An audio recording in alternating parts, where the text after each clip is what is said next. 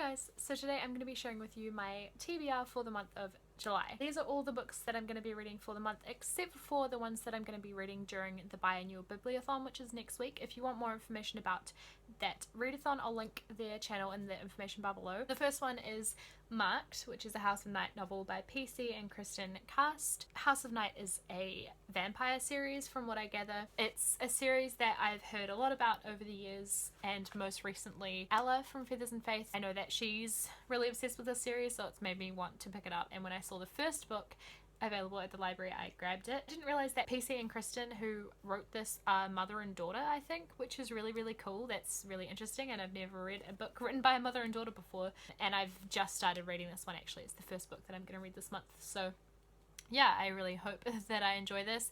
After the last book that I read last month, if you saw my wrap up, that was a really intense read and really hard to get through, so I really was craving like a easy, fun YA book, so that's why I've picked this one first. I'll link Ella's channel down below. The second book that I got for this month is The Silence of Six by E.C. Myers. This one I heard about through Emma Books, so I'll link her channel down below as well. Most of the books that I found this month are because I've seen them recommended on BookTube, so yeah. Emma talked about this a really long time ago. She really liked it, and I'd never been able to find it in Auckland, and then it just happened to be available where I am now, so that was good. And it sounds like it's about a teenager whose friend hacks into like a school assembly or something and commits suicide like live in front of everyone, and then says, this is the silence of six, what are you going to do about it, or something.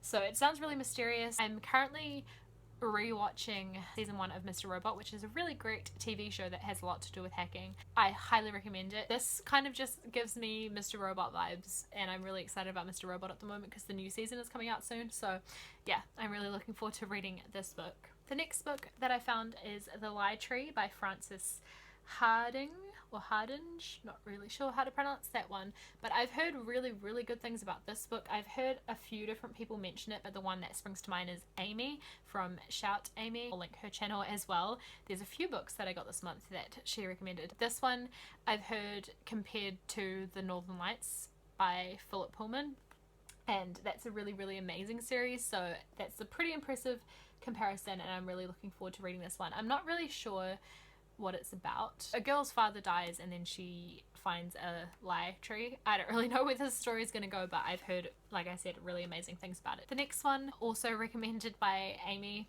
is The Marshmallow Test by Walter Mischel. Don't know how to pronounce that name either. This is a non-fiction book about self-control, so it's a lot to do with psychology, and I'm really interested in that. I like reading books about psychology once in a while, and a book about self-control, you know, I feel like you can always pick up tips about self-control. Amy talked about it in her recent haul video, I think, and it just sounded really good, and then I saw it at the library, so I thought I'll give that a read. One more book recommended by Amy. This is The Woman in White by Wilkie Collins. This is a classic, and not really sure what it's about, but it's been praised as like a feminist classic, and I know that Amy really enjoyed it. Kind of like the variety that I've got in my TBR this month. Like, I've got a bit of YA, a bit of non-fiction, and a little bit of classic literature. The next book I have is Shatter Me by Tahira Mafi. I've heard mixed things about this one. I don't really know what it's about. Sounds like maybe if she touches someone, they die. Bit of a YA dystopian perhaps, not really sure. I've heard mixed things about this, so I'm not sure if I'm going to enjoy it, but I thought it's worth a read, and the cover is really cool. Finally, I have 2 more non-fiction books. The first one is The Honor Code, How Moral Revolutions Happen by Kwame Anthony Appiah.